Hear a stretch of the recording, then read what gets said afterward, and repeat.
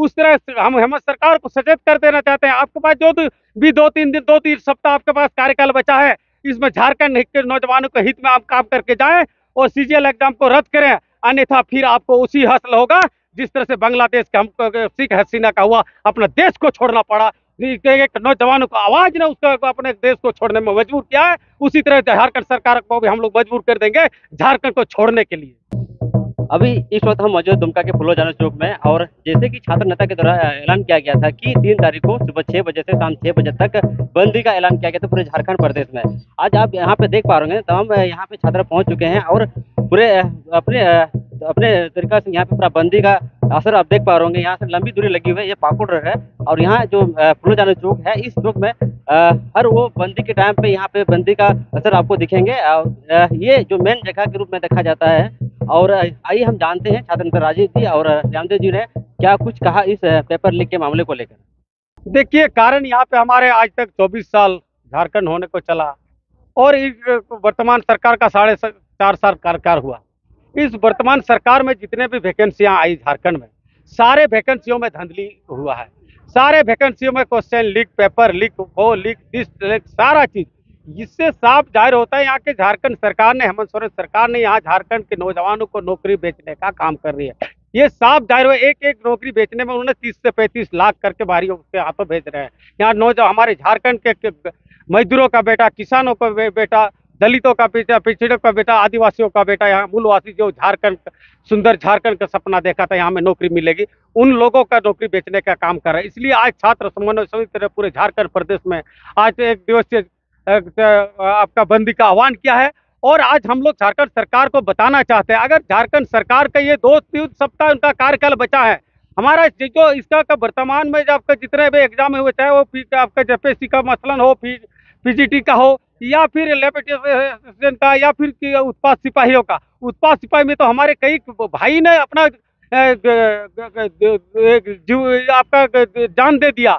लेकिन दुर्भाग्य रहा कि हमारे झारखंड सरकार ने जिस तरह से यहाँ का इंटरनेट व्यवस्था को बंद करके यहाँ के झारखंड के नौजवानों को नौकरी बेचने का काम कर रही है, इसी के विरोध में हम लोग ने पूरे झारखंड प्रदेश में हम लोग चक्काबंदी का आह्वान किया है। अगर इससे भी झारखंड सरकार सचेत नहीं होती है और तुरंत ये जैसे सीजीएल एग्जाम को रद्द नहीं करती है, तो फिर हम लोगों ने सरकार का कितने भी कार्यक्रम होंगे, जितने भी जहाँ अभी इलेक्शन 1-1.5 महीना में आने वाला है, जितने भी जगह सभा होंगे, जितने जगह उसको उन्होंने रैलियां करेंगे, जितने जगह उन्होंने सभा करेंगे, हर जगह हम लोग कल्ला बिल्ला दिखा करके उनका विरोध करेंगे। और हमारे पूरे झारखंड प्रदेश के नौजवानों को हम लोग जिस तरह पूर्ववर्ती सरकार को हम लोग ने उखाड़ फेंकने का काम किया था, इस बार हेमंत सरकार को भी हम लोग उखाड़ फेंकने का काम करेंगे। जिस तरह से आपको बांग्लादेश का एक उदाहरण आप देखेंगे कि वहाँ के नौजवानों, वहाँ के छात्रों ने जिस तरह से वहाँ के वर्तमान प्रधानमंत्री को भागने का मजबूर कर दिया है, उस तरह से हम हेमंत सरकार को सचेत कर देना चाहते हैं। आपके पास जो भी 2-3 दिन 2-3 सप्ताह आपके पास कार्यकाल बचा है, इसमें झारखंड के नौजवानों के हित में आप काम करके जाएं और सीजीएल एग्जाम को रद्द करें, अन्यथा फिर आपको उसी हासिल होगा जिस तरह से बांग्लादेश के हमको शेख हसीना का हुआ, अपना देश को छोड़ना पड़ा। एक नौजवानों को आवाज ने उसको अपने देश को छोड़ने में मजबूर किया है, उसी तरह झारखंड सरकार को भी हम लोग मजबूर कर देंगे झारखंड को छोड़ने के लिए। देखिए, आज मैं आप लोगों के सोशल मीडिया के माध्यम से मैं पूरे राज्य के युवाओं को मैं एक संदेश देना चाहूँगा कि ये केवल आज ये पहली बार नहीं है।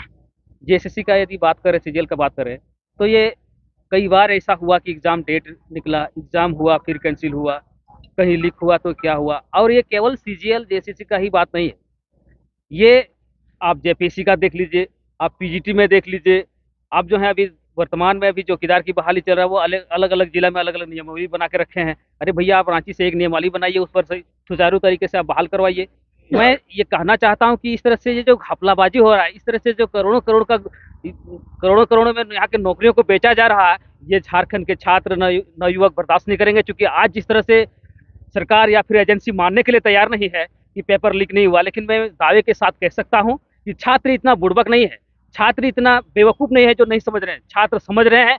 आज जिस तरह से हमारे छात्र साथियों ने रांची के जैसे सीजीएल कार्यालय में रात भर धरना दिया, केवल आज जो है छात्र को परेशान करने की बात चल रही है और यहाँ के नौकरियों को बेचने का काम किया जा रहा है।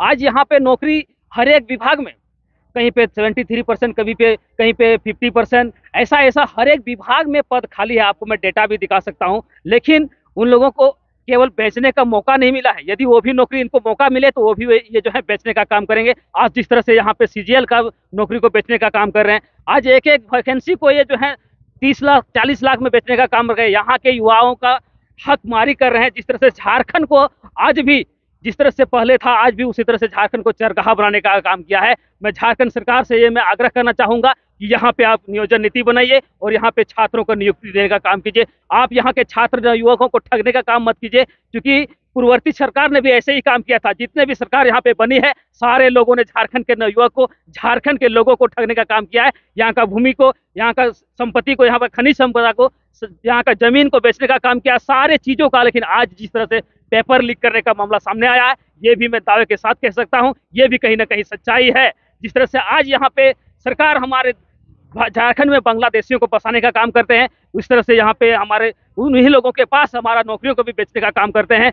यहाँ पे इन लोगों को एक भी ऐसा नियम कानून इन लोगों ने बनाया नहीं है जो झारखंड वासियों के लिए एक ऐसा सुनहरा अवसर प्राप्त हो। झारखंड जिस उद्देश्य से बना था, आज कहीं ना कहीं वो दूर दूर तक कहीं नजर नहीं आ रहा है। इसलिए झारखंड का छात्र मर्माहत है, आहत है। इन सारे चीजों को हम लोग विरोध करते हैं। झारखंड सरकार से मैं ये कहना चाहता हूँ कि आप यथाशीघ्र इस एग्जाम को कैंसिल कीजिए। झारखंड के हितों में, झारखंडियों के हितों में आप एग्जाम, फ्रेश एग्जाम लीजिए। और जो भी लोग हैं, आपने दावा किया था कि जो भी लोग इस पर भ्रष्टाचारी में जो भी संलिप्त लोग होंगे उसे मैं जेल के सलाखों के अंदर बात बंद करूंगा। तो मैं सरकार से ये कहना चाहूंगा कि जो भी लोग इस पर संलिप्त हैं, जो भी लोग इससे जुड़े हुए हैं, सारे लोगों को आप अंदर रखिए। क्योंकि पिछले बार जब पेपर लीक हुआ था, तब भी इन लोगों ने एक बात कही थी कि मैं जो उन लोगों को अंदर करूंगा, लेकिन आज तक वो सारे लोग बाहर हैं। कहीं आज तक कोई किसी को जो है सजा नहीं मिली है, क्योंकि इन लोगों ने मनोबल बढ़ाने का काम किया है भ्रष्टाचारियों का, नौकरी बेचने वालों का। इसलिए आज झारखंड के नवयुवक मर्माहत है और आहत है। आज देख सकते हैं पूरे झारखंड में छात्र समन्वय समिति के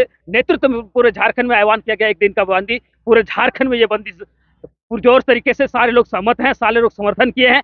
सारे छात्र जो हैं आज रोड पर उतरे हुए, क्योंकि ये झारखंड सरकार का नाकामी है। जिस तरह से ये लोग बोल रहे हैं, जिस तरह से हमारे छात्र ने सबूत भी लेकर के दिया था, लेकिन उन लोगों ने उसे भी ब्लैंक साबित कर दिया, क्योंकि इन लोगों ने घपला पर घपला करने का काम किया। क्योंकि इस बार का जो एग्जाम हुआ है, इससे पहले ही इन लोगों ने इस नौकरियों को बेचने का काम किया। वो सारा पैसा जो है हजम करने का इन लोगों को षड्यंत्र रचाने का काम किया जा रहा है इन लोगों के द्वारा। तो ये छात्र आज उग्र हो चुका है। छात्र सारी चीजों को जान चुकी है। अब छात्र इस चीज को बर्दाश्त नहीं करेगी।